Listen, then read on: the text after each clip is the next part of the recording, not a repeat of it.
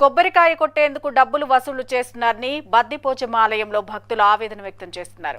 ఆలయ ప్రాంగణంలో కొబ్బరికాయ కొట్టడానికి అధికారిక రుసుము లేకపోయినా కొందరు వ్యక్తులు భక్తుల నుంచి డబ్బులు వసూలు చేస్తున్నారని ఆరోపిస్తున్నారు. ఈ వ్యవహారం పలుమార్లు అధికారుల దృష్టికి తీసుకెళ్లినా వారు చూసి చూడనట్లుగా వ్యవహరిస్తున్నారని విమర్శించారు. ఆలయంలో కొబ్బరికాయ కొట్టేందుకు సైతం డబ్బులు చెల్లించాల్సి రావడం బాధాకరమని వారు వాపోతున్నారు. అక్రమ వసూళ్లపై దేవస్థాన అధికారులు వెంటనే స్పందించి బాధ్యులపై చర్యలు తీసుకోవాలని డిమాండ్ చేస్తున్నారు.